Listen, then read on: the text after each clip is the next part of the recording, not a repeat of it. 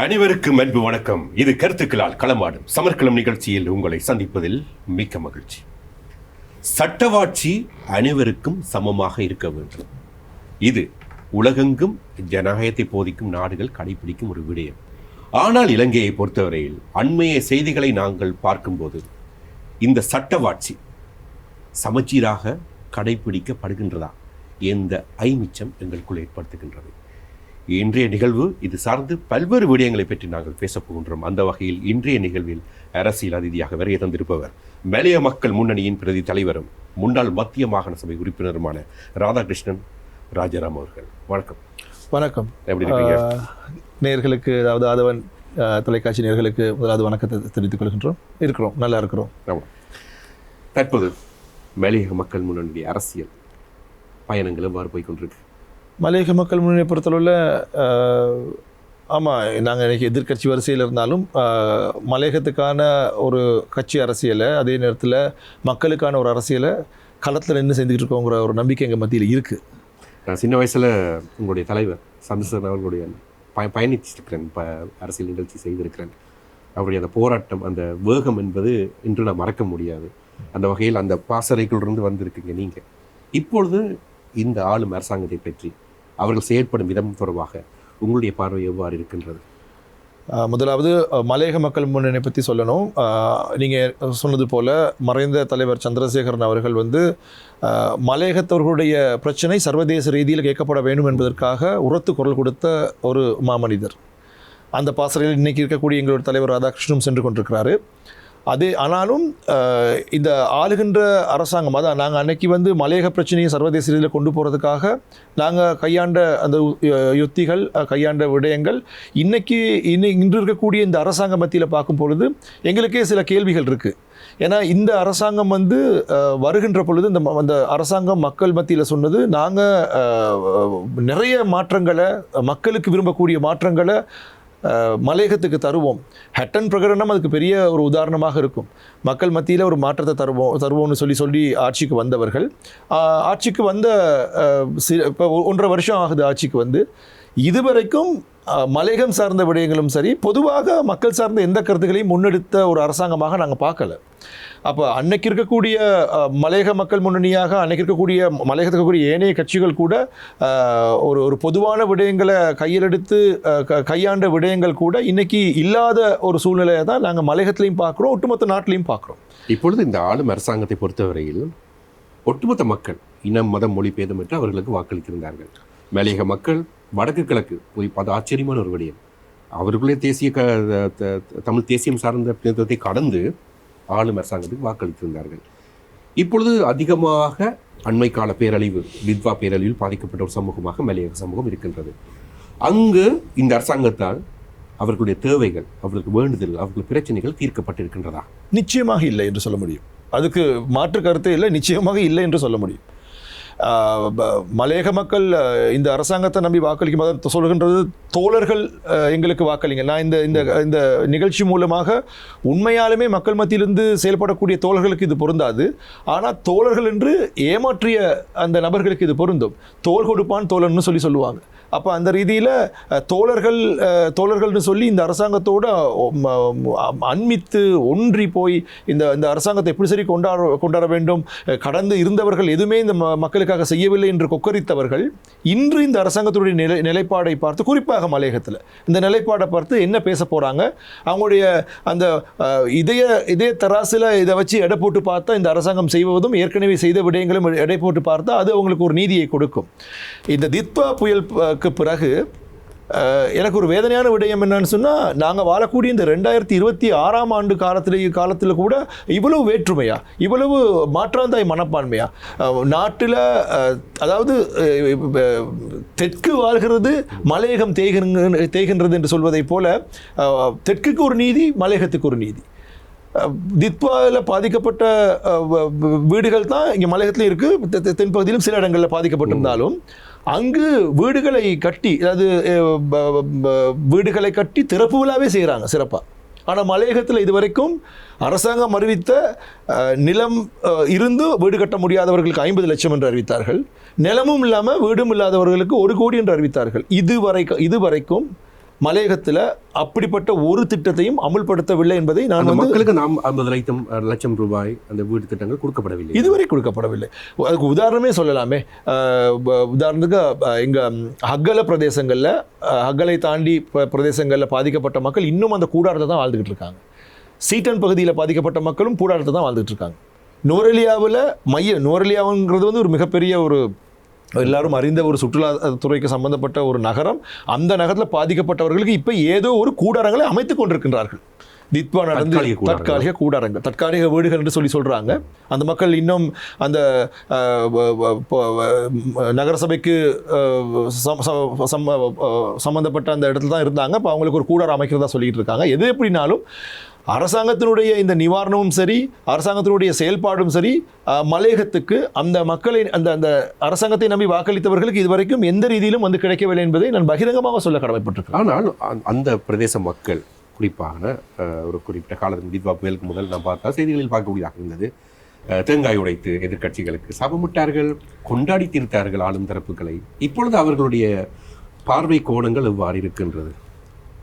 இப்படி கொண்டாடியவர்கள் எல்லாம் இன்று மக்கள் மத்தியில் முகம் கொடுக்க முடியாமல் இன்னைக்கு பின்னங்கால் பிடரில் எடுத்து ஓடிக்கிட்டு இருக்காங்கன்னு தான் சொல்ல முடியும். என்னை பொறுத்தளவில் அந்த காலத்தில் அந்த நேரத்தில் அவர்கள் நிறைய வாக்குறுதிகளை கொடுத்தாங்க. ஒரு மாற்றம், சிறந்த மாற்றம்னு சொன்னாங்க. அறகலைய போராட்டங்களில் பல விடயங்கள் பேசப்பட்டது. அறகலைய போராட்டத்தில் இப்போ தான் எங்களுக்கு விடயம் தெரிகிறது. ஒரு நாட்டை சீர்குலைத்து, நாட்டில் இருக்கக்கூடிய நிம்மதியை கெடுத்து, அந்த நாட்டில் இருக்கக்கூடிய இளைஞர்களை தப்பான பாதையில் திசை திருப்பி அதில் வரப்பட்ட ஆட்சி தான் இந்த திசை காட்டி ஆட்சி. நான் பகிரங்கமாக சொல்ல கடமைப்பட்டிருக்கேன். அதாவது இளைஞர்களையும் அடுத்த தலைமுறையும் திசை திருப்பி வந்த ஆட்சி தான் திசை காட்டி ஆட்சி. கடந்த ஆட்சி என்பது நேர்மையான ஆட்சி என்பதை நீங்கள் நம்புகிறீங்களா? மலையக மக்களை பொறுத்தளவில் எந்த ஆட்சியும், நான் பகிரங்கமாக இந்த நிகழ்ச்சி மூலமாக சொல்ல வேண்டும், இதுவரைக்கும் வந்த எந்த ஆட்சியும் மலையக தமிழர்களுடைய எங்களுடைய தேவைகளை அறிந்து செயல்பட்டார்கள் என்று சொல்லுகின்ற பொழுது அதில் கேள்விக்குறி தான் இருக்கின்றது. நிறைய கேள்விக்குறிகள் இருக்கின்றன. போராட்ட களத்துக்கு செல்வதற்கான காரணங்கள் பல இருந்தன. பொருளாதார பிரச்சனைகள், ஊழல்கள் தலை தோங்கி இருந்தது. அதன் அடிப்படையில் இப்பொழுது வாக்குகள் என்பது அறுவடையாக திசை காட்டிக்கு சென்றிருக்கின்றது. மக்களுடைய அந்த எதிர்பார்ப்பு என்பது நிவர்த்தி செய்யப்பட்டிருக்கின்றா என்பதுதான் இப்பொழுது இங்கே இருக்கின்ற பெரிய ஒரு கேள்வி. எங்களை பொறுத்தளவில் மக்கள் ஒரு மிகப்பெரிய எதிர்பார்ப்பு. கடந்த கால ஆட்சிகள் மலையகத்துக்கு எதுவும் செய்யவில்லை, மக்களுக்கு எதுவும் செய்யவில்லைன்னு நான் சொல்ல முடியாது. அவர்களால் அது வேலைகளும் நடந்திருக்கின்றது. அதில் நீங்கள் குறிப்பிட்டது போல ஊழல் ஆட்சி இருந்திருக்கலாம், மக்களுடைய எதிர்பார்ப்பு பூரணப்படுத்தப்படாமல் இருந்திருக்கலாம், அவர்கள் எதிர்பார்ப்பு அவ்வளவும் பூரணப்படுத்தப்படாமல் இருந்திருக்கலாம். ஆனால் வேலைகள் நடந்திருக்கின்றன. உதாரணத்துக்கு நல்லாட்சி காலத்தில் பல, அதாவது 7 பேர்ச் காணியில் தனி வீடுகள் கட்டக்கூடிய திட்டம் முன்னெடுக்கப்பட்டது. அதே போல் தலைவர் ராதாகிருஷ்ணனுடைய தலைமையில் பாடசாலைகளுக்கு, அதாவது பெருந்தோட்ட பாடசாலைக்குன்னு புறம்பே நிதி வாங்கி பாடசாலைகளை அபிவிருத்தி செய்யக்கூடிய சூழ்நிலை உருவாகினது. பக்கத்து பாடசாலை நல்ல பாடசாலை திட்டத்தில் நிறைய பாடசாலைகளை செய்யக்கூடிய சூழ்நிலை உருவாக்கப்பட்டது. 21 விஞ்ஞான பாடசாலைகள் தரம் உயர்த்தப்படக்கூடிய சூழ்நிலை உருவாகினது. அதே போல் எங்களுக்கு மலையகத்துக்கான அதிகார சபை முதலாக இந்த சமூகத்துக்கு கிடைத்த ஒரு மிகப்பெரிய வரப்பிரசாதமாக நான் பார்க்கலாம். நல்லாட்சி காலத்தில் தான் பிரதேச சபைகள் அதிகரிக்கப்படக்கூடிய ஒரு சூழ்நிலை உருவாகினது. இதுவரைக்கும் உதாரணத்துக்கு நுவரெலியா பிரதேச சபைக்கு உட்பட்ட அந்த பிரதேசத்தில் வாழக்கூடிய மக்கள் 2 லட்சம் மக்கள் என்று சொன்னால் அவர்களுக்கு இருந்தது ஒரே ஒரு பிரதேச சபை தான். அதே போல் அம்பகம்னு சொல்லக்கூடிய அங்கு 2 லட்சம் 2.5 லட்சம் மக்கள் வாழ்கின்றார்கள் என்று சொன்னால் அவர்களுக்கு இருந்தது ஒரே ஒரு பிரதேச சபை தான். அந்த நல்லாட்சி ஆட்சிக்கு முதலாவது. அந்த ஆட்சிக்கு பிறகு அங்கு புதிதாக 4 பிரதேச சபைகள் உருவாக்கப்பட்டிருக்கிறது. அந்த 4 பிரதேச சபைகள் உருவாகிறதுக்கு நாங்கள் சந்தித்த காட்டி கொடுப்பு, கதவடைப்பு, சோதனைகள், வேதனைகள் இதெல்லாம் தாண்டி தான் அந்த பிரதேச சபைகள் உருவாகினது. இது எங்களை பொறுத்தவரை உரிமை சார்ந்த விடயத்தில் ஒரு மிகப்பெரிய ஒரு மைல்கல் நாங்கள் சொல்லப்படும். நாங்கள் அடைந்த ஒரு மிகப்பெரிய மைல்கல் என்று சொல்ல முடியும்.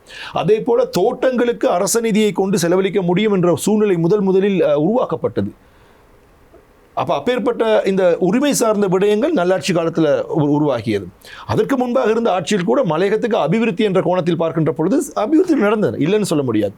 எங்களுடைய பூரணமான அபிவிருத்தி நாங்கள் எதிர்பார்த்த அவ்வளவு விடயமும் நடந்துச்சாங்க சொல்லும் போது நான் இல்லைன்னு தான் சொல்லுவேன்.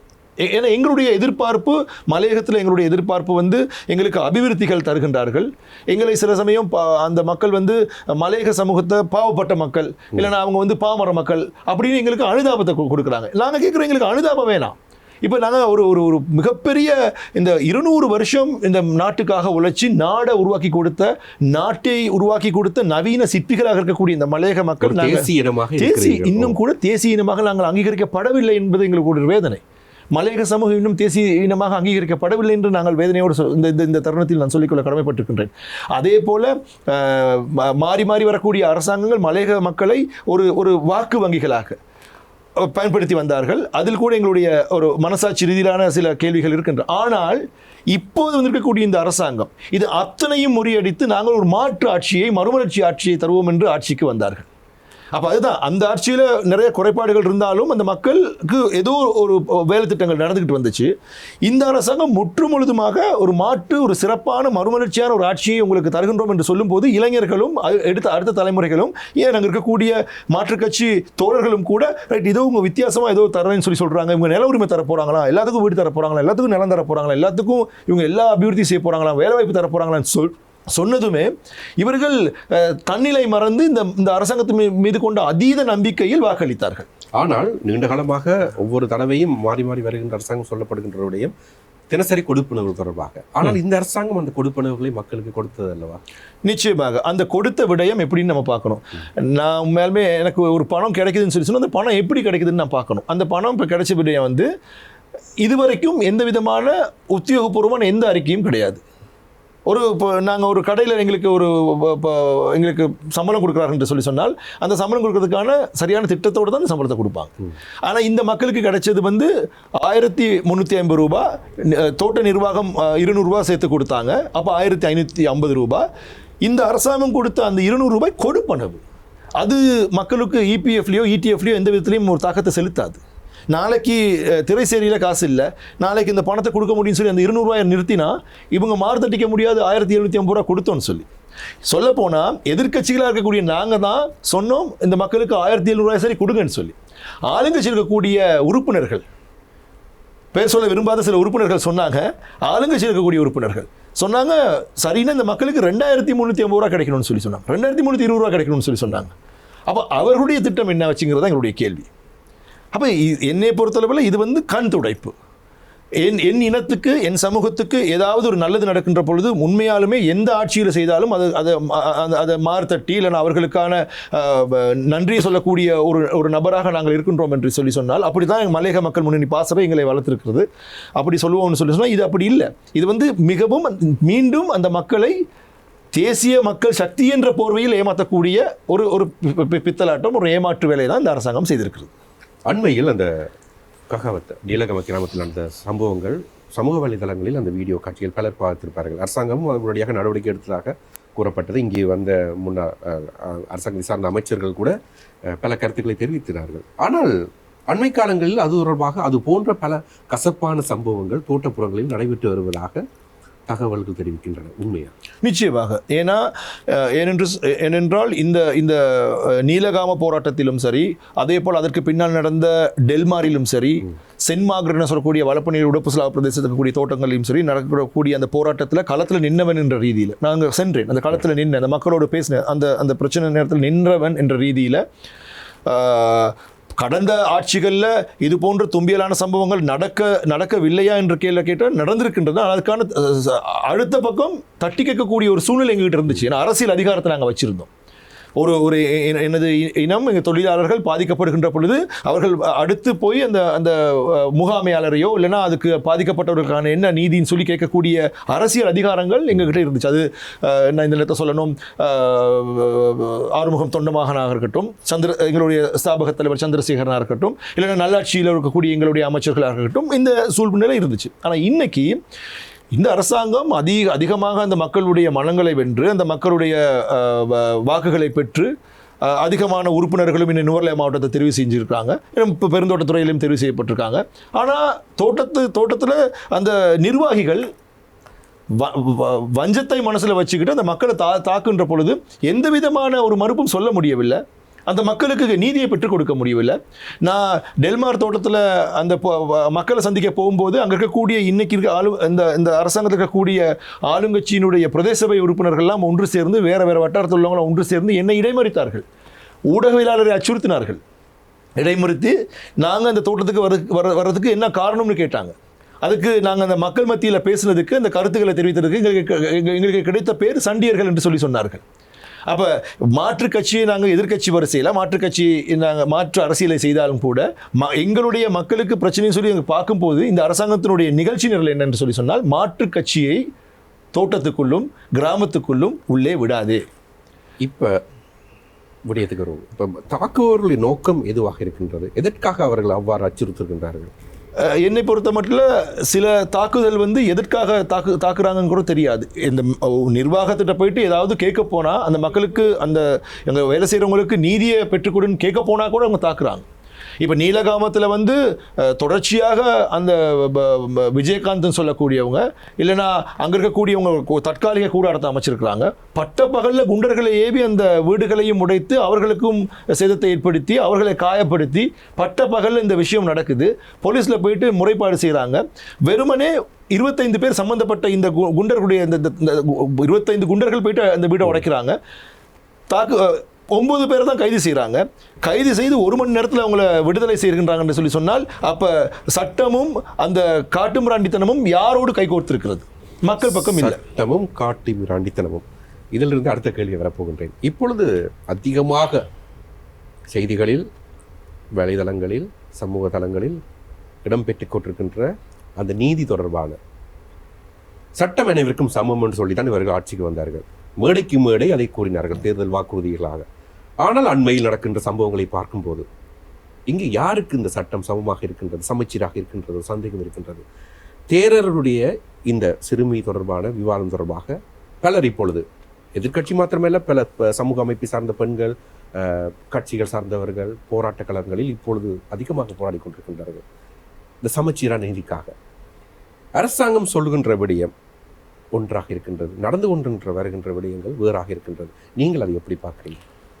சட்டம் யாவருக்கும் சமம் என்ற பக்கத்தில் நான் நிற்கிறேன் எப்பயுமே. அந்த அந்த சிறுமி துஷ்பிரயோகம் பண்ணது ஒரு ஒரு பிக்குவாக இருக்கலாம், ஒரு தேரராக இருக்கலாம், இல்லைனா ஒரு சாதாரண ஒரு குடிமகனாக இருக்கலாம், இல்லைனா அரசியலில் ஒரு உச்சப்புள்ளி தொட்டவராக இருக்கலாம். சட்டம் எல்லாருக்கும் சமமாக இருக்க வேண்டும். அவங்க கேட்குறாங்க தனியாக நீதிமன்றம் நிறுவ சொல்லி. வேதனை இதுதான் வேதனை. இந்த நாட்டில் எல்லா இனங்களும் எல்லா மதங்களும் எல்லோரும் இனம் ஒற்றுமையாக வாழ வேண்டும் என்று சொல்லி கொக்கரித்து ஆட்சிக்கு வந்தவர்கள் இப்போ அண்மையில் நமக்கு நடந்த ஒரு கசப்பான உண்மை என்ன, கசப்பான விடயம் என்ன? ஒரு நில பிரச்சனைக்கு போராட சென்ற வேலன் சுவாமிக்கு நடந்த அநீதி அவர் ஒரு மதத்தை சார்ந்தவர், கண்ணியமான ஒரு மதத்தை சார்ந்தவர் சொல்லும் பொழுதே அவர் தாக்கப்பட்டு அந்த போலீஸாருடைய அந்த வண்டியில் ஏற்றப்படுறார். அவர் கையிட்டி மக்களுடைய காணி விவகாரம் தொடர்பாக அமைதியான அஹிம்சை வழி போராட்டத்துக்கு சென்றவர். மிகவும் அவருடைய மாலைகள் அறுக்கப்பட்டு வீடியோக்கள் எல்லாம் பார்த்துருப்பீங்க. பலவந்தமாக அவர் வாகனத்தில் ஏற்றப்பட்டார். அவர் ஒரு மதிப்புக்குரிய வணக்கத்துக்குரிய ஒரு சுவாமி தான், ஒரு மதத்தை பிரதிநிதிப்படுத்தக்கூடியவர். அவருக்கு ஒரு நீதி என்றால் இங்கே நடந்து கொண்டிருக்கிற நீதி அதான். இப்போ இங்கே இப்போ பாதிக்கப்பட்ட அந்த ஒரு சிறுமி துஷ்பிரயோகப்படுத்தப்பட்டிருக்கிறார். அதை செய்தவர் ஒரு புத்த பிக்கு இல்லைன்னா அவர் ஒரு மதத்தை சார்ந்தவர்னு சொல்லி அவருக்கு ஒரு சட்டமும். இதுதான் இந்த விடயம் தான் இந்த அரசாங்கம். நான் முதலே உங்களுக்கு சொன்னது போல இந்த அரசாங்கம் சொல்லி வந்த அந்த விடயம் வேறு, செய்து கொண்டிருக்க விடயம் வேறு. இந்த அரசாங்கம் என்னை பொறுத்த மட்டில் இதுக்கு முன்னால் ஆட்சி செய்த ஆட்சியாளர்கள் கூட அவர்கள் அடுத்து என்ன செய்ய போகின்றார்கள், அவர்கள் என்ன மனநிலையில் இருக்கிறார்கள் கூட புரிந்து கொள்ள முடியும். இவர்களை புரிந்து கொள்ள முடியாது. என்னை பொறுத்தவரை இவர்கள் மிகப்பெரிய ஒரு விஷமிகள், மிகப்பெரிய அதாவது தீவிரவாதம் வேறு, பயங்கரவாதம் வேறு. தீவிரவாதம் ஒரு கருத்தில் தீவிரமாக இருந்து அந்த கருத்தில் இல்லைன்னா ஒரு நடவடிக்கைகளில் செய்து முடிப்பவன் தீவிரவாதின்னு சொல்லுவான். அவனை நீங்கள் ஏற்றுக்கொள்ளலாம், பயங்கரவாதியை நீங்கள் ஏற்றுக்கொள்ள முடியாது. இவர்கள் பயங்கரவாதிகள். ஏன்னா ஒரு ஒன்றுபட்ட நாட்டில் பிளவை ஏற்படுத்துறதுக்கான சூழ்ச்சிகள், ஒன்றுபட்ட நாட்டில் ஒவ்வொரு இனத்துக்கும் ஒவ்வொரு மதத்துக்கும் வேறு வேறு சட்டங்கள் அப்படி இருக்கும்போது இது நாடாக இருக்காது, இது சுடுகாடாக மாறும். இல்லை அப்படி என்றால் இந்த இலங்கை அரசு சட்டத்திட்டத்தின்படி பௌத்தத்துக்கு முன்னுரிமை இருக்கின்றது. இப்போது அவர்கள் உதாரணப்படுத்துவது இஸ்லாமிய காதி நீதிமன்றங்கள் போன்று தங்களுக்கு ஒரு தனித்துவமான நீதிமன்றம் மூலமாக பிரச்சனை தீர்ப்பதாக. தமிழர்களுக்கு எவ்வளவு பிரச்சனை இருக்கின்றது, வடக்கு கிழக்கை சார்ந்தவர்களுக்கு. அவர்களுக்கு ஒரு தனி நீதிமன்றம் கொடுத்தால் அவர்கள் அந்த பிரச்சனையை முடித்துக் கொள்வார்கள்.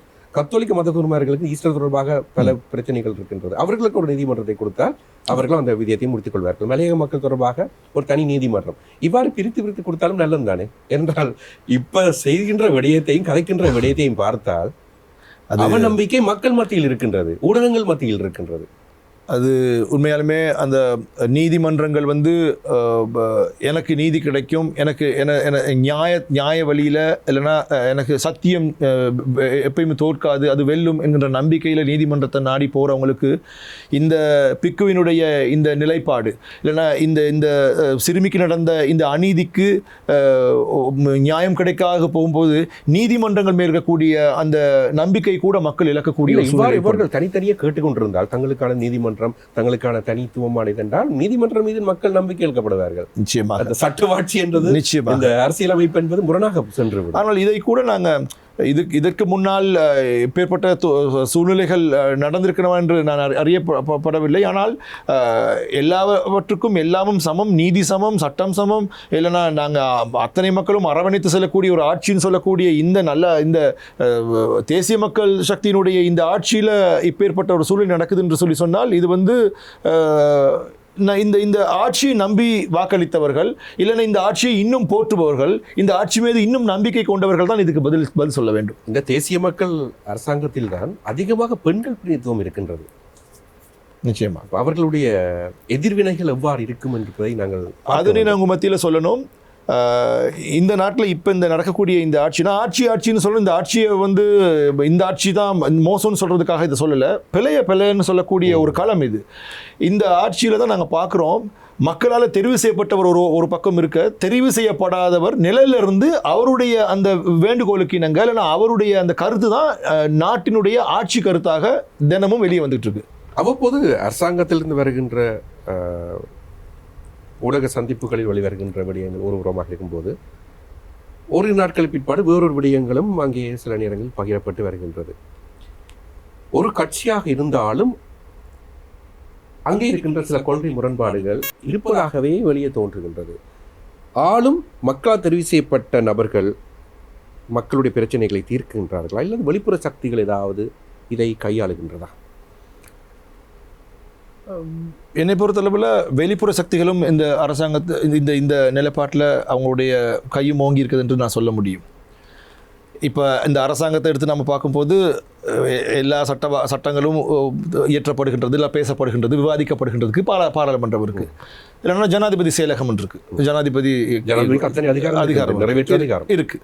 ஆனால் ஜனாதிபதியுடைய செயலகத்தினுடைய அதிகாரம் ஒரு புறம் இருக்க, பாராளுமன்றத்தில் பேசப்படக்கூடிய அதிகாரம் ஒரு புறம் இருக்க, சம்பந்தமே இல்லாமல் பலவத்தையில் சில சட்டங்கள் இயற்றப்பட்டு அதுதான் நாட்டினுடைய சட்டங்கள், நாட்டினுடைய கருத்து அப்படின்னு சொல்லி திணிக்கக்கூடிய ஒரு சூழ்நிலை இந்த அரசாங்கத்தை நாங்கள் பார்க்குறோம். அதாவது வெளிப்படையாக சொல்ல போனால் டில்வின் சில்வா ஒரு கருத்தை சொல்லுவார், அந்த கருத்து தான் அன்னைக்கு நாட்டில் இருக்கக்கூடிய நிகழ்கால அரசியல் இல்லைனா கருத்து. அப்போ எங்களை பொறுத்தளவில் வாக்களித்த டில்வின் சில்வாவுக்கு மக்கள் வாக்களிக்கலை, அனுரகுமார திசாநாயக்க ஜனாதிபதியையும் இங்கே இருக்கக்கூடிய அவர்களுடைய பாராளுமன்ற அமைச்சர்கள் உறுப்பினர்களை நம்பி தான் மக்கள் வாக்களித்தாங்க. அப்போ மக்கள் மத்தியில் வாக்களித்தவர்களுக்கு கூட வாக்களித்தவர்கள் வந்து மக்கள் மத்தியில் கருத்துக்களை தெரிவிக்கிறதோ மக்களுக்கு சேவை செய்கிறதோ இல்லாத ஒரு பட்சத்தில் டில்வின் சில்வா அவருடைய கருத்து தான் அங்கே மேலோங்கி இருக்குன்னு சொல்லி சொன்னால் அது வந்து ஜனநாயக ரீதியில் அது ஏற்றுக்கொள்ள முடியாது. இன்னொன்று ஒரு தனிநபருக்கு கூடிய தீர்மானம், உதாரணத்துக்கு நம்ம சொல்ல போனால் மாகாண சபை தேர்தல், மாகாண சபை தேர்தல் அடுத்த வருடம் நடக்கும்னு சொல்கிறதுக்கு டில்வின் சில்வா என்பதற்கு அவருக்கு அந்த அதிகாரத்தை கொடுத்தது யார்? மக்கள் கொடுக்கல, சட்டத்திலையும் அதிகாரத்தை கொடுக்கல. அப்போ அவருக்கு அந்த அதிகாரத்தை கொடுத்தது யார்? அதை சரியான அறிவிக்க வேண்டியவர் வந்து இன்றைக்கி இருக்கக்கூடிய ஜனாதிபதி அனுரகுமார திசாநாயக். இல்லைனா பாராளுமன்றத்தில் அறிவிக்கணும். எதிர்க்கட்சிகளும் எல்லாரும் கோரிக்கை விடுகின்றார்கள். ஏன் வடக்கு கிழக்கு மலையகம் எல்லாமே கோரிக்கை விடுறாங்க, மாகாண சபை தேர்தலை நடத்துங்க. தேர்தல் திணைக்களங்கள் கூட சொல்லுகின்றது தாங்கள் தயாராக சொல்லி பணங்கிறது ஒரு பிரச்சனையை காட்ட வேணாம்னு சொல்லி சொல்கிறாங்க. அப்போ நினைக்கிறேன் இந்திய அரசாங்கம் அதுக்கு உதவி செய்யணும்னு நம்புகிறோம். ஏன்னா இந்திய அரசாங்கம் கொடுத்த அமைப்பு கூட அது தொடர்பாக விளக்கங்களை வெளியிட்டு கொடுக்குறாங்க. அப்போ இந்த கருத்தை திணிக்கல. அப்போ வெளியில் உள்ள சக்தி அரசாங்கத்தினுடைய இந்த இயந்திரத்தை குழப்பக்கூடிய ஒரு வேலைகளை செய்கிறது நம்ம இவர் மூலியமாக, இவரே ஒரு நல்ல சொந்த உதாரணம். இவரை தாண்டி சிலர் இனங்களுக்கு மத்தியில் கருத்து முரண்பாடுகளை ஏற்படுத்துறது, இல்லைன்னா தமிழ் இனத்துக்கு மத்தியில் உள்ள ஒற்றுமையை குலைக்கிறதுக்கு, அதுக்கு வடக்கில் மக்கள் வந்து ஒரு 21,000 பேர் ஒன்று சேர்ந்து வாக்களித்து ஒரு மனநோயாளியை தெரிவு செய்திருக்கின்றார்கள். இந்த நிகழ்ச்சி மூலம் அதையும் சொல்ல வேண்டும். இவர்கள் போன்றவர்கள் சமகாலத்தில் மக்கள், அதாவது மலையகமும் வடக்கு கிழக்கும் ஒன்றாக சேர்ந்து இந்த நாட்டில் கோரிக்கைகளை முன்வைக்கும் என்று சொன்னால், மலையகத்துக்கான கோரிக்கைகளுக்கு வடகிழக்கு ஒத்துழைப்பு வழங்கும் என்று சொன்னால், ஏன்னா வடகிழக்கு கோரிக்கைகளுக்கு மலையக மக்கள் ஒத்துழைப்பு வழங்குவார்கள் என்று சொன்னால், நாங்கள் ஒரு பெருத்த தமிழ் இனம் இந்த நாட்டில். அப்போ இதை சீர்குலைக்கிறதுக்காக இது போன்ற ஈனப்பிறவிகளை இன்னைக்கு வெளியில் உள்ள சக்திகள், அரசாங்கத்தில் உள்ள சில பேரும் சேர்ந்து ஏவி விட்டிருக்கிறார்கள். வெறுமனே அது வடக்கு கிழக்கு தமிழர்களையும் மலையகத்தையும் பிரிப்பது நோக்கம் அல்ல. நீங்க வடிவாக பாருங்க, அந்த ஈனப்பிறவிகள் யாழ்ப்பாணத்தையும் கிளிநொச்சியும் பிரிக்கும், தமிழர்களையும் முஸ்லிம்களையும் பிரிக்கும், தமிழர்களையும் சிங்களவர்களையும் பிரிக்கும், இலங்கை தமிழர்களையும் இந்திய தமிழர்களையும் பிரிக்கும். அது அந்த செயல்திறன்கள் சார்ந்த அந்த கருப்பாடுகளுடைய செயல்பாடுகள் மக்கள் புரிந்து கொண்டிருக்கிறார்கள், மக்களுக்கு தெளிவாக இருக்கின்றது. மக்களுக்கும் அரசியல் தெரியும். நிச்சயமா அதை ஏற்றுக்கொள்ளதான் வேணும். அப்போ மக்கள் உண்மையாலுமே இனி வர காலங்களிலாவது மக்கள் மத்தியில் நின்று கடமையாற்றக்கூடியவர்கள், மக்களுக்கு சேவை செய்யக்கூடியவங்க. இப்போ உதாரணத்துக்கு உங்கள் மத்தியில் சொல்லணும், மலையகத்தை எடுத்து பார்த்தா இது அம்னஸ்டி இன்டர்நேஷ்னல், அதாவது ஒரு நீதிக்கான ஒரு அமைப்பு, அந்த ஒரு அமைப்பு ஒரு அறிக்கை, அம்னஸ்டி இன்டர்நேஷ்னல் ஒரு அமைப்பு ஒரு அறிக்கையை விட்டுருக்கு. அரசால் கைவிடப்பட்ட தனியார் தோட்டங்களில் சிக்குண்டவர்கள், அதில் மேலும் சொல்லப்பட்டவர்கள் இலங்கையின் மலையக தமிழ் தேயிலை தோட்ட தொழிலாளர்களின் உரிமைகளுக்கு எதிரான துஷ்பிரயோகங்கள் தெளிவாக கொடுக்கப்பட்ட ஒரு அறிக்கை இது. அந்த அறிக்கையில் மேலும் ஒரு விடயத்தை சொல்லியிருக்கிறாங்க. மே 27 மே 2026 வரை ரகசியமாக பேணப்பட வேண்டும்னு மேலே தலைப்பு போட்டுட்டு இலங்கை தனியார் தோட்டங்களை பற்றி தான் சொல்கிறாங்க. தனியார் தேயிலை தோட்டங்களில் மலையக தமிழ் தொழிலாளர்கள் கடுமையான தொழில் துஷ்பிரயோகங்களுக்கு ஆட்படுத்தப்படுகின்றார்கள். புதிய அறிக்கை அறிவிப்பு. இது தனியார் தோட்டத்துக்கு மட்டுமுள்ள ஒரு அறிக்கையாக நாங்கள் பார்க்கவில்லை, ஒட்டுமொத்த மலையகத்திலும் இதான் நடந்துகிட்டு இருக்கு. அதாவது இந்த ஆட்சியில் மாத்திரமல்ல இந்த பிரச்சனை, இதற்கு முன்பும் அவர்கள் அந்த பிரச்சனையை எதிர்நோக்கினாங்க. ஆனா இந்த ஆட்சியில் அதிகமாக இருக்கின்றன. அப்ப நீங்க முதல்ல சொன்னது போல ஒரு புறம் இந்த இனங்களுக்கு இடையே ஒற்றுமை இல்லாத சீர்குலைக்கக்கூடிய ஒரு கும்பல், ஒரு ஈனப்பிறவிகள், ஒரு கூட்டம். இன்னொரு புறம் வெளிநாட்டை சார்ந்தவர்கள் இங்க அறிக்கை சமர்ப்பிக்கிறாங்க, இந்த மக்களுக்கு வாழக்கூடிய சூழ்நிலையில் துஷ்பிரயோகம் நடக்குதுன்னு சொல்லி அறிக்கை சமர்ப்பிக்கிறாங்கன்னு சொன்னா, அப்ப இது அத்தனையும் பார்த்து கொண்டு ஒரு அரசாங்கம் வேடிக்கை பார்க்கக்கூடிய பார்வையாளராக இருக்கும் என்று சொன்னால், மக்களுடைய உணர்வுக்கும் அவர்களுடைய அந்த கருத்தியலுக்கும் அவர்களுடைய எதிர்கால வாழ்வாதாரம், எதிர்காலம், வாழ்வியல் என்பதற்கு எந்த விதமான ஆக்கப்பூர்வமான அர்த்தமும் இல்லாமல் போகின்றது. பாராளுமன்றம் என்பது ஆளும் தரப்பு, எதிர்த்தரப்பு, எதிர்கட்சி என்பது அங்கே ஜனநாயகத்துக்கு முக்கியம். ஆனால் உங்களுடைய எதிர்கட்சி பலமான எதிர்கட்சியாக இருக்கின்றதா? அதை சொல்லுங்கள், மனமுட்டு பேசுங்கள்.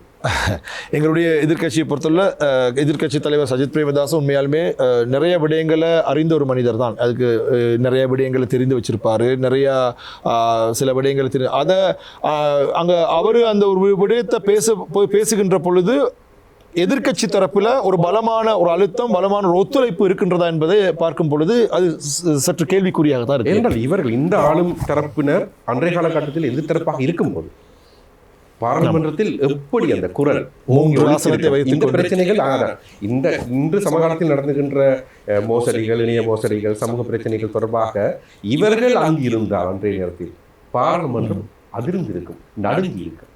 ஆனால் இன்று பல்வேறு விடயங்களில் எதிர்கட்சிகள் கையாளுகின்ற விடயங்களை பார்க்கும்போது அங்கேயும் கொஞ்சம் நம்பிக்கை இருப்பதாகத்தான் தெரியும். என்னை பொறுத்த மட்டும் இவர்கிட்ட இருந்து இப்போ நாட்டை மீட்கணும்னு சொன்னா இப்போ இவர்கள் யார் என்பதை பரவலான மக்கள் புரிந்திருக்கின்றார்கள். இவர்கள் யார், இவர்களுக்கு இந்த ஆட்சியை நடத்த முடியுமா, அரசு இயந்திரம் செயலிழந்திருக்கின்றது என்பதை அநேக மக்கள், அது புத்தி உள்ளவர்கள், புத்தி இல்லாதவர்கள், இல்லைன்னா பாமரர்கள், அப்படிலாம் எல்லா மக்களும் இவர்கள் யார் என்பதை புரிந்து வைத்திருக்கின்றனர். இந்த நேரத்தில் இவர்கிட்ட நாட்டை மீட்கிறதுக்கு, இவர்கிட்ட ஒரு மக்களை மீட்கிறது, அந்தந்த பிரதேசங்களில் அபிவிருத்தியாக இருக்கட்டும், அந்த பிரதேசங்களில் உரிமை சார்ந்த விடயங்களாக இருக்கட்டும், மீட்டெடுத்து கொண்டு வரதுக்கு எதிர்கட்சிகள் இருக்கக்கூடிய அவர்களெல்லாம் நிகழ்ச்சி நிரல் பார்க்காம, யார் நபர் என்று பார்க்காம எல்லாரும் ஒன்று சேர்ந்து பலமாக இயங்கக்கூடிய ஒரு காலகட்டம் இதுதான்.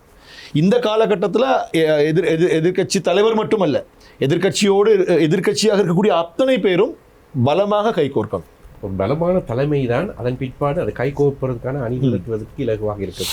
அவ்வாறான வாய்ப்புகள் சரியாக தெரிகின்றதா? காலம் பதில் சொல்லும். அதுக்கு நிச்சயமாக காலம் தான் பதில் சொல்லும். அது இப்போ எங்களை பொறுத்தளவில் பகிரங்கமாக சொல்லணும்னு சொன்னால் அப்பேற்பட்ட ஒரு எதிர்காலம் எங்களுக்கு இன்னும் பிரகாசமாக இல்லை. எதிர்காலம் இன்னும் பிரகாசமாக இல்லை. ஆனால் காலம் பதில் சொல்லும். சில சமயம் எல்லா எதிர்கட்சியிலும் பலமாக ஒன்று சேர்ந்து இதே சஜித் பிரேமதாஸ் பலமான ஒரு நபராக வரக்கூடிய வாய்ப்பும் இருக்கலாம். காலம் பதில் சொல்லும். இப்பொழுது தொடர்ச்சியாக நடைபெற்று வருகின்ற மோசடிகள், குறிப்பாக நிதி மோசடிகள், திரைசேரியில் நடந்த ஊழல்கள், நிலக்கரி சார்ந்த விடயங்கள், இது தொடர்பாக நீங்கள் அறிந்திருப்பீர்கள். இது தொடர்பாக நீங்கள் ஒரு எதிர்க்கட்சி உறுப்பினர் என்ற வகையில் கூற விரும்புவது என்ன? அத்தனை ஊழல்களை ஒழிப்போன்னு சொல்லி வந்தவங்க தான் ஊழல் பேர்வழிகளாக இருக்கிறாங்க. அப்போ நிலக்கரி ஊழல்ங்கிறது வந்து நடந்த ஒரு மிகப்பெரிய ஊழல். இந்த ஊழலில் பாதிக்கப்பட போகிறது அடித்தட்டு மக்கள். ஊழல் செய்தவன் ஒரு புறம் அவன் பிழைத்து போவான், ஆனால் பாதிக்கப்பட்டது அடித்தட்டு மக்கள். அதே போல் அந்த கண்டெய்னர் கொள்கலன்கள், அந்த கொள்கலன்களுக்கு என்ன ஆச்சுன்னு இன்னும் சொல்லலை. ரெண்டாவது, ஒரு பாராளுமன்றத்தில் சபாநாயகராக ஒருத்தர் தெரிவு செய்கின்ற பொழுது அவருக்கு கொடுக்கக்கூடிய கலாநிதி பட்டம், அவருக்கு கொடுக்கக்கூடிய சான்றிதழில் கூட முறைகேடு நடந்திருக்குன்னு சொல்லி சொன்னால் அவர் இன்னும் தண்டிக்கப்படலை. இது போன்ற வரிசையாக இந்த ஊழல்களை சொல்லுகின்ற போது ஊழலை ஒழிப்போம் என்று சொல்லக்கூடியவர்கள் ஊழல் பேர்வீரர்களாக மாறுகின்ற பொழுது இதனை ஒரு சாதாரண பாமரனாக, ஒரு கட்சியை சார்ந்தவனாக நான் மட்டுமல்ல, இதை என்னை தாண்டி இருக்கக்கூடியவன் கூட மன்னிக்க மாட்டான் என்பதை தான் இந்த இடத்தில் சொல்லிக்கொள்ள வேண்டும். இப்பொழுது செய்திகளை பார்த்தால் போக்குவரத்து நெடுஞ்சாலைகள் மற்றும் நகர அபிவிருத்தி அமைச்சின் செயலாளர் கபில பெரேரா பதவியை ராஜினாமா செய்திருக்கின்றார். அரசாங்கத்தில் பலர் இப்பொழுது பொறுப்பான பதவியிலிருந்து விலகி வருகின்றார்கள். இன்னும் மர்மமான மரணங்கள் செய்திகளாக வந்த வண்ணமே இருக்கின்றன. உங்களுடைய பார்வை என்ன? அதாவது அரசாங்கத்தினுடைய வழி தவறி பிழையான வழியில் செல்லுகின்ற பொழுது அதனுடைய அழுத்தம் அங்கு இருக்கக்கூடிய உத்தியோகத்திற்கு போய் சேர்கின்றது. ஆட்சி அதிகாரத்தில் இருப்பவன் தங்களை காப்பாற்றிக் கொள்வதற்காக பகடை காய்களாக கேடயமாக பயன்படுத்தக்கூடியவர்கள் தான் இந்த உத்தியோகத்தர்கள்.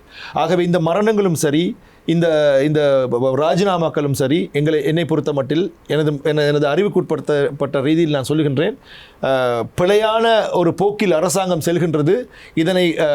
இதனை மீட்பதற்கோ இல்லைனா இந்த அரசாங்கத்தினுடைய பிழையான வழியிலிருந்து இதனை காப்பாற்றுவதற்கு சொல்ல முடியாது. இந்த காப்பாற்றக்கூடிய அந்த தருணத்தை இந்த அரசாங்கம் தாண்டி சென்று விட்டது. ஆகவே இந்த பிழையான இந்த பாதையிலிருந்து மீட்பதற்கு யாரும் இல்லையா, இல்லைனா எங்களுக்கு இந்த ஒரு நீதி கிடைக்கிறதுக்கு யாருமே இல்லையாங்கிற ஒரு குரல் வெகு விரைவில் எழப்போகின்றது என்பதற்கான சமிக்கை தான் இந்த ராஜினாமாக்களும் இந்த கொலைகள். ஆனால் அவர்கள் தரப்பு வாதங்களை பார்த்தால் ஊழல்வாதிகளை தொடர்ச்சியாக கைது செய்து வருகின்றோம், இன்னும் பெருஞ்சாலிகளை விரைவில் கைது செய்து விடுவோம், பல விசாரணைகளுக்கான தீர்வுகள் நெருங்கிவிட்டது, குறிப்பாக ஈஸ்டர் தாக்குதல், இன்னும் பல நாட்டில் பெரிய அளவில் ஊழல்கள் செய்த பேர்வழிகளை நெருங்கிவிட்டதாக கூறுகின்றார்கள். அதனால் தான் நாட்டில் இவ்வாறான பிரச்சனைகள் அதிகமாக நடைபெறுவதாகவும் அவர்கள் கூறுகின்றார்கள். இதுவரைக்கும் நாங்கள் ஊழல்வாதிகளை பிடித்து விட்டோம், இல்லைன்னா நாங்கள் வந்து ஈஸ்டர் போதைப் பொருள் ஒழித்து விட்டோம், நாங்கள் ஈஸ்டர் அட்டாக்ல பாதிக்கப்பட்ட மக்களுக்கு நியாயத்தை கொடுக்கிறோம் அப்படின்னு சொன்னவர்கள் இதுவரைக்கும் மக்கள் மன்றத்தில் வந்து அதற்கான நீதியை சரியாக நிலைநாட்டியதே கிடையாது. நான் எதிர்க்கட்சியை சார்ந்தவன் என்கின்ற ரீதியில் இந்த கருத்தை சொல்லலை. ஊழல் ஒழிச்சிட்டோன்னு சொன்னால் அந்த ஊழல் பணத்தை மீட்டு மக்களுக்கு அப்போ எல்லா விலைவாசியும் குறைஞ்சிருக்கணுமா இல்லையா? நாளுக்கு நாள் விலைவாசி கூடிட்டு தான் போகுது. டீசல் பெட்ரோல், அதாவது எரிபொருள் விலையை குறைப்போம் சொன்னார்கள், செய்தார்களா? இல்லை. அதே போல இந்த நாட்டில் இருக்கக்கூடிய டாலர் பிரமாணத்தை குறைப்போம்னு சொன்னாங்க, செய்தார்களா? இல்லை.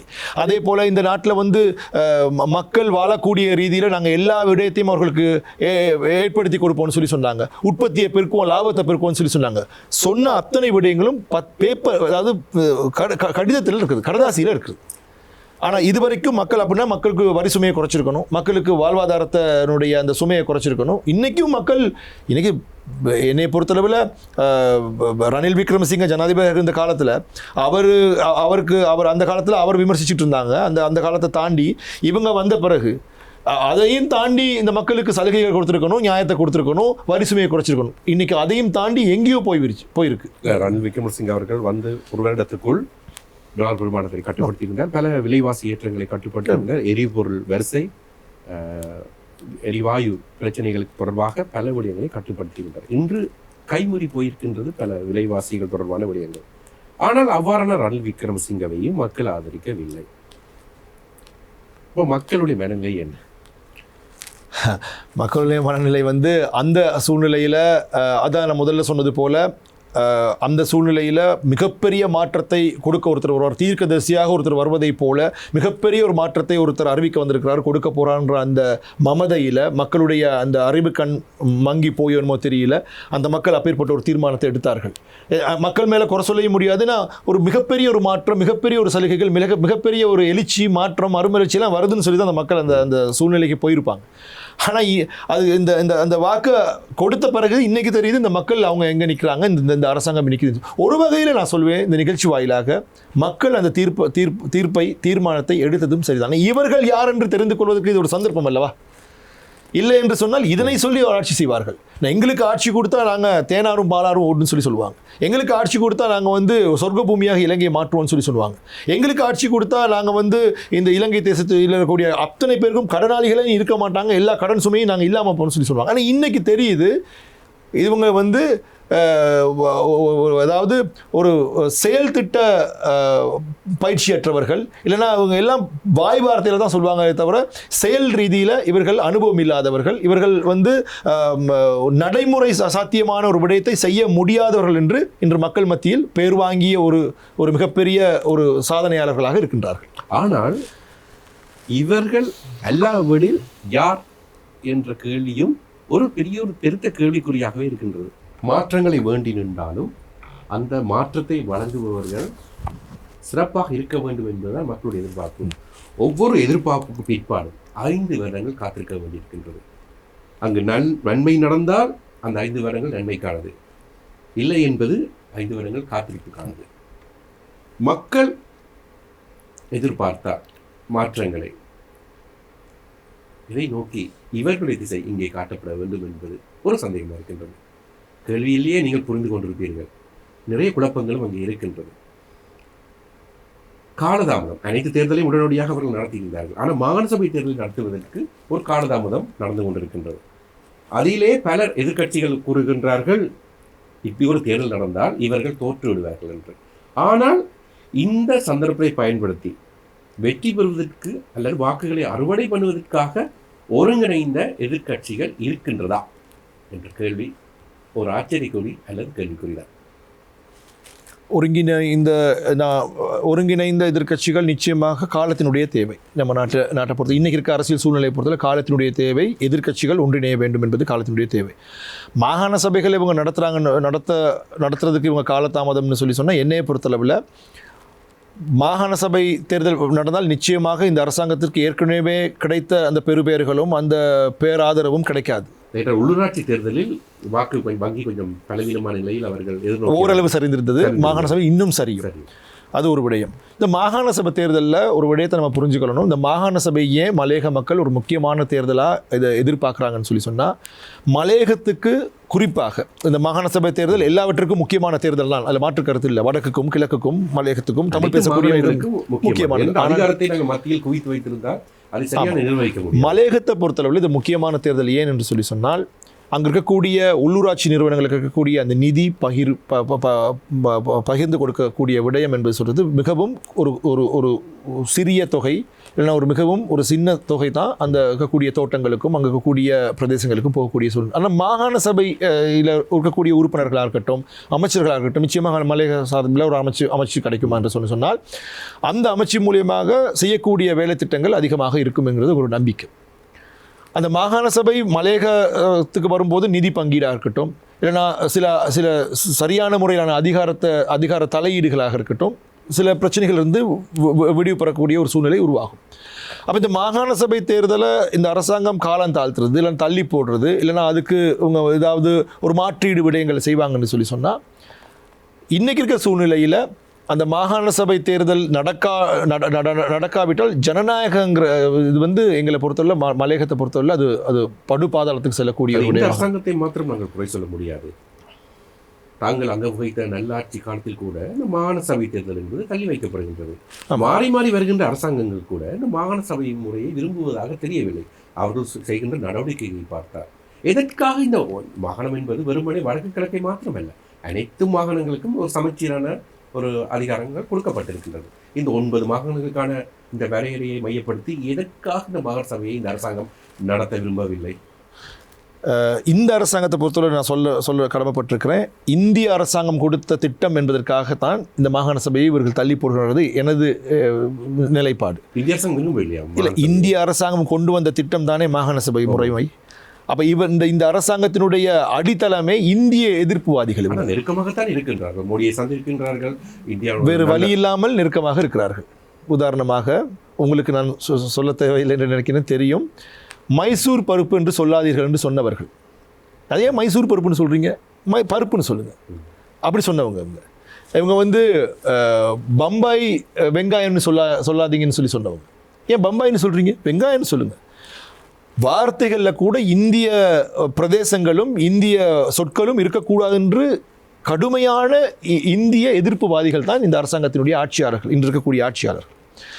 அப்போ இந்த அரசாங்கம் வருகின்ற பொழுது மற்ற நாடுகள் இந்த அரசாங்கத்துக்கு உதவி செய்யும், எங்களுக்கு கரிசனை காட்டும், எங்களை அரவணைத்துக் கொள்வார்கள் என்று நினைத்தவர்கள் இன்று இந்தியாவை தவிர இந்த அரசாங்கத்தை ஆதரிக்கக்கூடியவர்கள் யாருமே இல்லை என்ற நிலைப்பாடு வருகின்ற பொழுது இந்தியா இவர்களை பற்றி கொள்ளவில்லை, இவர்கள் தான் இந்தியாவை பற்றி கொண்டிருக்கிறார். இந்தியாவை அனுசரித்து இவர்கள் செல்லாவிட்டால், இந்தியாவை இவர்கள் பற்றி கொள்ளாவிட்டால், இந்தியாவை இவர்கள் அரவணைக்காவிட்டால் இந்த நாட்டில் இன்னும் நிலைமை படுமோசமாக செல்லும் என்பதை அறிந்ததன் பின்புதான் இவர்கள் இந்தியாவோடு நட்பு ரீதியில் பழகின்றார்கள் என்று பெரிய அண்ணன் என்ற ரீதியில் பழகின்றார்கள் என்ற ஒரு எண்ணப்பாடு எங்கள் மத்தியில் இருக்கின்றது. அதாவது ஆத்மார்த்த நட்பா அல்லது இது அரசியல் நட்பு என்று கூட அரசியல் நட்புக்கு கூட சில நல்ல விடயங்கள் நடக்கும் என்று எதிர்பார்க்கணும், அதனை கூட எதிர்பார்க்க முடியாது. இது கண் துளைப்பான ஒரு நட்புன்னு சொல்ல முடியும். ஆத்மார்த்தமான நட்பு உண்மையாலுமே அவர்கள் கை கொடுப்பார்கள் என்று நம்பி இருக்கிறது. இந்தியாவும் நம்பும், இலங்கையும் நம்பும். அரசியல் நட்பு இந்தியாவுடைய நட்பை பார்த்தால் வெளிப்படையாக இங்கே பாதிக்கப்படும் போது உடனடியாக நிர்வா புயல் காலங்களில் அவர்கள் முதன்மையாக உடனடியாக ஓடி வந்து உதவி செய்கின்றார்கள். கடந்த காலங்களில் அனர்த்தங்களின் போது இந்தியா உடனடியாக, அதாவது இந்த எரிவாயு பிரச்சனைகளில் கூட அவர்களுடைய உடனடியாக அவர்கள் பரிமாறிக்கொண்டார்கள். அதுபோல நேற்றைய முன்தினம் போலீஸ் திணைக்களங்களுக்கு வந்த வாகனங்களை நீங்கள் கோல்ஃபேஸில் பார்த்திருப்பீர்கள். அவர்கள் வஞ்சகம் இல்லாமல் அள்ளி இலங்கை தொடர்பாக விடயங்களில் அவர்கள் கரிசனையாக செய்து இந்தியா இலங்கைக்கு ஆதரவு கரம் நீட்டுவதற்கு கைமாறாக இன்று இருக்கக்கூடிய அரசாங்கம் ஒரு கைமாறு செய்ய வேண்டும், இல்லைனா இந்தியாவுக்கு நன்றி கடன் செலுத்த வேண்டும் என்று சொன்னால் இந்த மாகாண சபையை நடத்த வேண்டும். அது என்னுடைய நிலைப்பாடு. 2 வருடங்களாகிவிட்டது. இந்த அரசாங்கம் இந்தியாவுக்கு கைமாறு செய்ய வேண்டும், நன்றி கடன் செலுத்த வேண்டும் என்று சொன்னால் அவர்கள் இந்த நாட்டுக்கு உருவாக்கி கொடுத்து இந்த மாகாண சபை தேர்தலை உடனடியாக நடத்த வேண்டும். இந்த நேரத்தில் சிவாஜிலிங்கம் ஐயா கூறிய ஒரு விடயம் ஞாபகத்துக்கு வருகின்றது. மாறி மாறி வருகின்ற அரசாங்கங்கள் இந்த பூனைக்கு தலையும் என்ன ஒன்று வாழையும் காட்டுவது போல, பாம்புக்கு வாழையும் காட்டுவது போல இந்த சீனா இந்தியா விவகாரங்களை அரசாங்கம் கையாளுகின்ற விடயங்களில் மிக கட்டித்தனமானது என்பதை அவர் அப்போது கூறிய விடயம் தான் எனக்கு ஞாபகம். எனக்கு இப்பயும் அது உங்கள் மத்தியில் சொல்லணும். சீனா நமக்கு உதவி செய்யணும்னு எதிர்பார்த்தாங்க, இல்லைன்னா மற்ற நாடுகள் நமக்கு உதவி செய்யணும்னு எதிர்பார்த்தாங்க. எல்லாமே நம்மளை கைவிட்ட பிறகு, ஏன்னா இந்த நாட்டினுடைய வெளிநாட்டு பொருளாதார கொள்கை இந்த அரசாங்கம் வந்த பிறகு மிகவும் படுபாதாளத்துக்கு சென்று விட்டது. ஒரு நாட்டினுடைய அரசாங்கங்கள் மாறலாம், ஆனால் அந்த அரசாங்கம் வந்த பிறகு அந்த அரசாங்கத்தினுடைய வெளியுறவு கொள்கை இல்லை அந்த அரசாங்கத்தினுடைய கொள்கை ஒரே நேர்கோட்டில் போகணும். அது எந்த அரசாங்கம் வந்தாலும் சரி. ஆனால் அதை மாற்றி ஒரு அரசாங்கம் இருக்கிறனால இவங்களுடைய உண்மையான முகம் கிழித்தெறியப்பட்டது. அப்போ அதனால் இன்றைக்கி இந்தியாவை தவிர இந்த நாட்டுக்கு கை கொடுக்கக்கூடிய ஒரு நாடும் இல்லை, அந்த மக்களும் இல்லை. இப்பொழுது முன்னாள் ஜனாதிபதி அவர்கள் கூறிய ஒரு விடயம், நாட்டில் மகாநாயக்கர்களின் முடிவுகளை எவராலும் கேள்விக்குட்படுத்த முடியாது. மஹிந்த ராஜபக்ஷ அவர்கள் கூறுகின்றார். இந்த கருத்தை நீங்கள் எப்படி பார்க்குறீங்க? இது ஒரு எளியவன் என்ற ரீதியில் வன்மையான கண்டிப்பை தான் இந்த கருத்துக்கு நான் சொல்லணும். ஏன்னா இவர்களெல்லாம் ஆட்சி அதிகாரத்தில் இருந்த பொழுது பெரும்பான்மை சிங்கள மக்களுடைய அந்த வாக்குகளை இன்னும் குறிவைத்து அந்த வாக்குகளை பெற வேண்டும், பௌத்த வாக்குகளை பெற வேண்டும் என்பதற்காக என்ன பிழைகளை செய்தாலும் சரி, என்ன பாவத்தை செய்தாலும் சரி, என்ன அட்டூழியங்களை செய்தாலும் சரி, அவர்கள் தண்டிக்கப்படக்கூடிய சூழ்நிலையில் இருந்து விலக்கப்பட வேண்டும் என்ற நிலைப்பாட்டில் இருக்கின்றார்கள் என்று சொன்னால், இவர்கள் இந்த நாட்டுக்கு அடுத்த தலைமுறைக்கு கொடுக்கக்கூடிய திட்டங்களோ இல்லைன்னா ஒரு என்ன சொல்கிறது ஒரு நேர்மையான ஆட்சி இப்போ இவங்க எதிர்காட்சியில் இருக்கிறாங்க, என்னைக்காவது இவங்க ஆட்சிக்கு வருவாங்கன்னு எதிர்பார்க்கும் போது இப்போ ஏற்பட்ட ஒரு அறிக்கை வெளியே வரும்னு சொன்னால் இவங்க மக்களுக்கு கொடுக்கக்கூடிய எதிர்கால தலைமுறைக்கு கொடுக்க சொல்லக்கூடிய பாடம் என்ன, எங்களுக்கு மத்தியில் ஒரு கேள்வி வருது. அப்போ இவங்க இதில் நீங்கள் பின்புலத்தை எடுத்து பார்த்தீங்கன்னு சொன்னால் இதில் நமக்கு தெளிவாக ஒரு விஷயம் தெரியுது. அந்த பிக்கு தண்டிக்கப்படக்கூடாதுன்னு சொன்னால் அந்த மதகுருமாரை காப்பாற்றுறதுக்கும் அந்த பௌத்த சிங்கள மக்களுடைய வாக்குகளை பெறுவதற்குமான, அந்த மக்களுடைய ஆதரவை பெறுவதற்குமான ஒரு அறிக்கை. அதைத்தான் இந்த வரக்கூடிய இந்த நாட்டில் ஆட்சி செய்யக்கூடியவர்கள், அதாவது மாற்றாந்தாய் மனப்பான்மையோடு தான் சிறுபான்மை இனத்தை இங்கே பார்க்குறாங்களே தவிர, எல்லாரும் தெரிவு செய்யப்பட்டு வந்த பிறகு இந்த மக்கள் அனைவரும் இந்த இலங்கையர்களே என்ற கோணத்தில் பார்த்தாங்கன்னு சொன்னால் இலங்கைக்கு, இந்த இலங்கை நாடு எப்பயோ அபிவிருத்தி வந்த நாடாக இருக்கும். தங்கள் எதிர்கட்சி வரிசையில் இருக்கின்ற தங்களுடைய தலைவராக குறிப்பிடுகின்ற சஜித் பிரேமதாச அவர்கள் இந்த விடயம் தொடர்பாக அவர்களுடைய கருத்து, அவருடைய நிலைப்பாட்டை கூட நாங்கள் இன்னும் அவர் அறிக்கை எதுவும் வெளியிடலை. அவருடைய அறிக்கையில் கூட இந்த பிக்குவுக்கு தண்டனை கிடைக்கணும் அப்படின்னு சொல்கிற ஒரு அறிக்கையை தான் நாங்கள் எதிர்பார்க்குறோம். அவருடைய அறிக்கை கூட இந்த முன்னாள் ஜனாதிபதி மஹிந்த ராஜபக்ச அவர் சொன்னது போல இவர்களுடைய அந்த பிக்குனுடைய அந்த நிலைப்பாடு சோதனைகளுக்கோ தண்டனைக்கோ உட்படுத்தக்கூடாது என்று சொல்லுவாராக இருந்தால் அவருக்கு எதிர்க்கட்சியில் நாங்கள் இருந்தாலும் எங்களுடைய எதிர்ப்பையும் கண்டனத்தையும் நாங்கள் தெரிவிப்போம். கண்டிப்பாக நிச்சயமாக தெரிவிப்போம். ஆனால் அவர் திருவண்ணாமலை விவகாரத்தில் கடற்கரையில் சட்டவிரோதமாக வைக்கப்பட்ட சிலை விவகாரத்தை இந்த அரசாங்கம் அதை சட்ட ரீதியாக நடைமுறைப்படுத்தப்படும் போது பாராளுமன்றத்தில் இனவாத ரீதியாக மதவாத ரீதியாக பேசியவர் சஜித் பிரேமதாசா. அது தொடர்பாக அன்று எதிர் தரப்பில் அங்கம் வகித்த ஸ்ரீதரன் அவர்கள் கூட கடுமையாக கண்டித்திருந்தார். என்றால் சிறுபான்மை சார்ந்தவர்கள் அதிகமானோர் சஜித் பிரேமதாசா அவர்களுடன் இருக்கின்றார். அவ்வாறு இருக்கின்ற நேரத்தில் நீங்கள் இந்த எதிர்பார்க்கின்ற இவ்வாறான கண்டனத்தை இந்த சஜித் பிரேமதாசா அவர்கள் தெரிவிப்பார் என்பதை நீங்கள் நம்புகிறீர்களா? என்னை பொறுத்தளவு அவர் தெரிவிப்பாரா இல்லையாங்கிறத விட நாங்கள் அவரோடு இருக்கிறோம், அவருடைய வெற்றிக்கு பக்கபலமாகவும் இருந்திருக்கிறோம், இன்னமும் அவர் மீது கொண்ட ஒரு நல்ல ஆட்சியை தருவார் என்ற நம்பிக்கையில் இருக்கின்றோம் என்று சொன்னால், சிறுபான்மை என்று வருகின்ற பொழுது பிழை சரி என்பது ஒரு பக்கம் வைப்போம். ஆனால் பிழை தான், அது பிழை இன்னைக்கு சரியாகாது. அப்போ ஒரு சிறுபான்மை இனம் வஞ்சிக்கப்படுகின்ற பொழுது, இல்லைன்னா பெரும்பான்மை இனம் அந்த பிழைகளை செய்து இலகுவில் தப்பிச்சுக்கொள்ளலான்னு சொல்லி அவங்க ஒரு சூழ்நிலை இருக்குமா இருந்து சொன்னால் அதுவும் எங்களை பொறுத்தளவில் அது ஒரு சிறந்த ஆட்சியாக அமையாது. அப்போ சஜித் பிரேமதாச அப்பேற்பட்ட ஒரு அறிக்கையை இன்னைக்கு இந்த பிக்குக்கு சார்பாக விடுவார் என்று சொன்னால் எங்களை பொறுத்தளவில் நாங்கள் சஜித் பிரேமதாஸ் என்று பார்க்க மாட்டோம். இது எளியவன்ற ரீதியில் இந்த நிகழ்ச்சி வாயிலாக பகிரங்கமாக சொல்லக்கூடிய ஒரு விடயம்.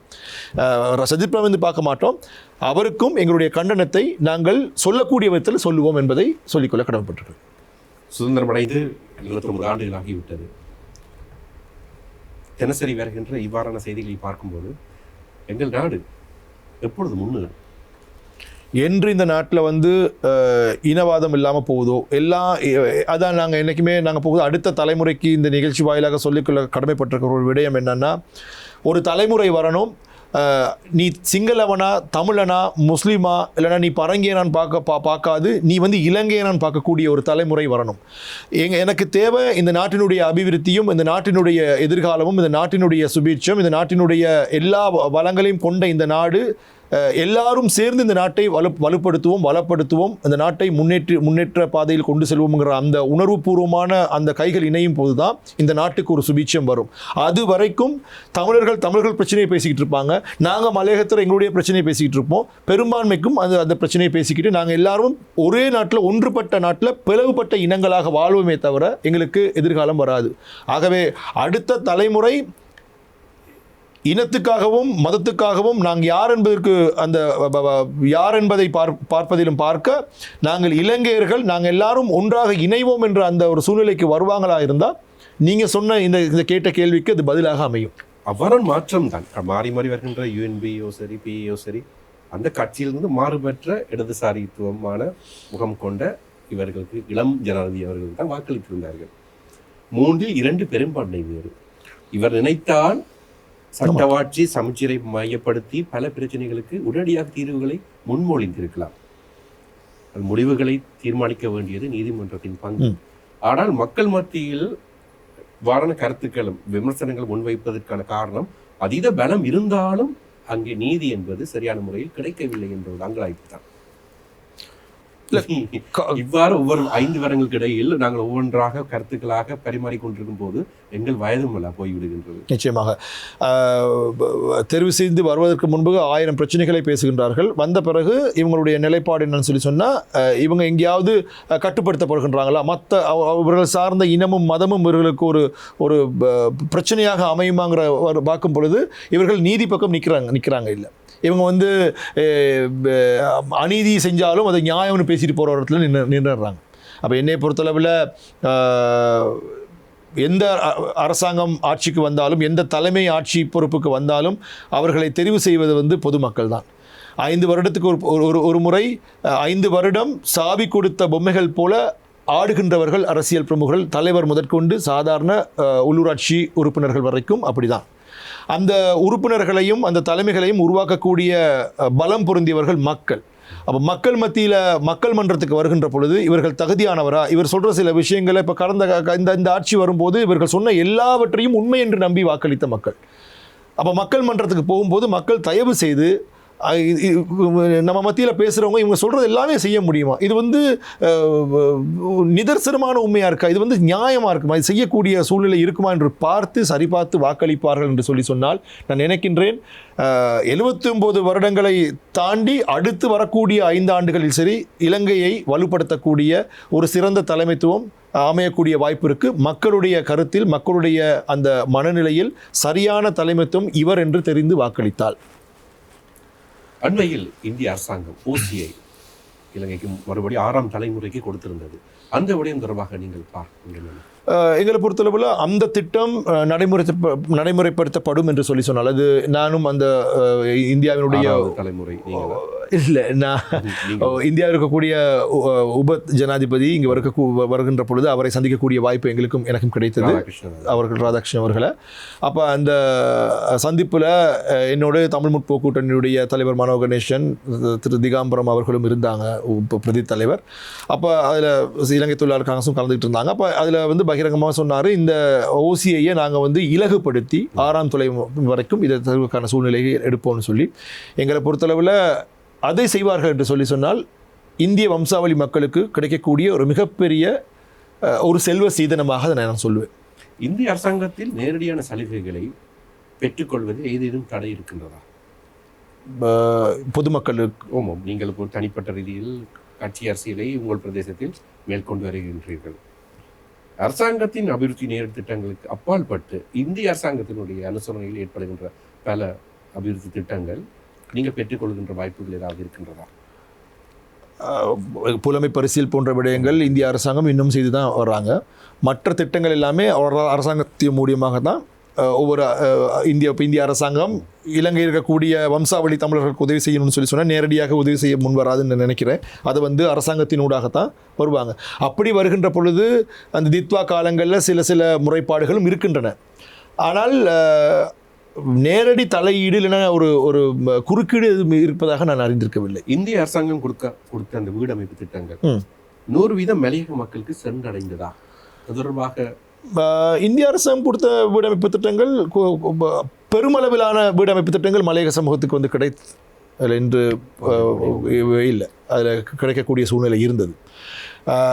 ஆனால் அதில் ஒரு விடயத்தை சொல்லணும், அந்த வீடமைப்பு திட்டங்களை இடைத்தரகர்கள் என்ற ரீதியில் அந்த மக்கள் மத்தியில் கொண்டு செல்ற இடத்துல இடைத்தரகர்கள் இருந்தார்கள். அவர்கள் இந்திய அரசாங்கம் கொடுத்த மலையக மக்களுக்கான கொடுத்த வீடுகளை விற்பனை செய்த ஒரு கசப்பான ஒரு கவலைக்குரிய சூழ்நிலையும் இருக்கும் என்பதையும் சொல்லி வைக்க வேண்டும். இப்போ ஒரு வீடை நம்ம இந்திய அரசாங்கம் அந்த சமூகத்துக்கு கொடுப்பாங்கன்னு சொன்னால் அந்த வீடு அந்த சமூகத்துக்கு நேரடியாக போயிட்டு கிடைச்சா ரொம்ப சந்தோஷம், வீடு அற்றவர்களுக்கு. இது சில சமயம் அது மாறி அந்த தோட்டத்தினுடைய முகாமையாளருக்கு வேண்டப்பட்டவங்க, இல்லைன்னா அங்கே இருக்கக்கூடிய ஒரு பலம் பொருந்திய தொழிற்சங்கத்துக்கு வேண்டப்பட்டவங்க, இல்லைன்னா அங்கே இருக்கக்கூடிய இடைத்தரகர்களுக்கு வேண்டப்பட்டவங்க, அவங்களுக்கும் இந்த வீடுகள் பகிர்ந்தளிக்கப்பட்டது என்ற கசப்பான சூழ்நிலைகளும் நடந்து ஏறிய வண்ணம் தான் இருக்குது. இறுதியாக நிகழ்ச்சி முடிவடையும் நேரம். மலைய மக்கள் முன்னணியின் பிரதி தலைவர் என்ற வகையில் உங்கள் கட்சியினுடைய இலக்கு எதுவாக இருக்கின்றது? ஒரு தேசிய இனமாக மலையக சமூகம் அங்கீகரிக்கப்பட வேண்டும். நில உரிமை கொண்ட சமூகம். நான் அதிகமான இடங்களில் சொல்ல ஒரு விடயம்தான் மனசுக்குட்பட்டு, எதுவரை உன் மொழி வாழ்கிறதோ அதுவரை உன் இனம், எதுவரை உன் மொழி நீள்கிறதோ அதுவரை உன் நிலம், நிர்வாண உடலும் நிலமற்ற இனமும் உலகத்தில் பரிதாபத்துக்குரியது. மலையக சமூகம் இன்னைக்கு நிலமற்ற இனமாக வாழ்கிறாங்க. எங்களுடைய அடுத்த இலக்கு இது மலையக மக்கள் முன்னணி மட்டுமல்லாமல் எங்களோடு இணைந்த அத்தனை தரப்பும் இன்று வலியுறுத்தக்கூடிய இலக்கு, எதிர்கால இலக்கு, நிலமுள்ள ஒரு சமூகமாக மலையக சமூகம் வாழ வேண்டும் என்பது. அந்த இலக்கை அடையும் வரைக்கும் எங்களுடைய உண்மையான போராட்டங்களும் எங்களுடைய உணர்வும் குரலும் நிச்சயமாக ஒலித்து கொண்டு தான் இருக்கும். இந்த போராட்டத்துக்கு, போராட்டம்னா கத்தியும் கடப்பாரையும் தூக்கி போராடுறது மட்டும் போராட்டம் இல்லை, சாத்வீக ரீதியிலும் கூட போராட்டத்தை நாங்கள் முன்னெடுத்து நாங்கள் வெற்றிகளை பெறலாம். இந்த சாத்வீக முறையில் போராட்டம் இல்லைன்னா தேவைப்படுகின்ற பொழுது நாங்கள் எங்களுடைய உரத்த குரலில் போராடக்கூடிய சூழ்நிலை வருகின்ற பொழுது இதற்கு அச்சாணியாக இருக்கக்கூடியவர்கள் எதிர்கால தலைமுறையினர்கள். ஏன்னா அந்த நில உரிமை பெற்றால் அதில் மிகப்பெரிய ஒரு பாக்கியசாலிகளாக எதிர்கால மலையக தலைமுறைகள் தான் இருப்பாங்க. அவர்கள் இந்த போராட்டத்தில் இது எந்த விதமான கட்டுப்பாடும் இல்லாமல் அந்த அடுத்த தலைமுறையினர் இந்த சாத்வீக போராட்டத்தில் கலந்து கொள்ள வேண்டும் என்பது எங்களுடைய வேண்டுகோள். கண்டிப்பாக. ஏனென்றால் இலங்கையின் பொருளாதாரத்துக்கு முதுகெலும்பாக இருந்தவர்கள், அவர்களுடைய வியர்வை இரத்தம் என்பது இந்த நாட்டை வளப்படுத்தி இருக்கின்றது. அவர்களுடைய ஆசை நிச்சயமாக ஈடேறும், அதற்கு பிரபஞ்சமும் வாய்ப்பளிக்கும் என்று நம்புகின்றோம். எனவே மலையக மக்கள் முன்னணியின் பிரதி தலைவரும் முன்னாள் மத்திய மாகாண சபை உறுப்பினருமான ராதாகிருஷ்ணன் ராஜாராம் அவர்கள் இங்கு வருகை தந்து அரசியல் தொடர்பான சமகால அரசியல் நிலவரங்கள் தொடர்பாக பல விடயங்களை பேசியிருந்தார். அந்த வகையில் வருகை தந்தமைக்கு நன்றி. நன்றி. எனவே மற்றொரு சமர்க்கணம் நிகழ்ச்சியில் உங்களை சந்திக்கும் வரை உங்களிடமிருந்து விடைபெறும் நான் எல்ரோய் அமல்தாஸ். நன்றி, வணக்கம்.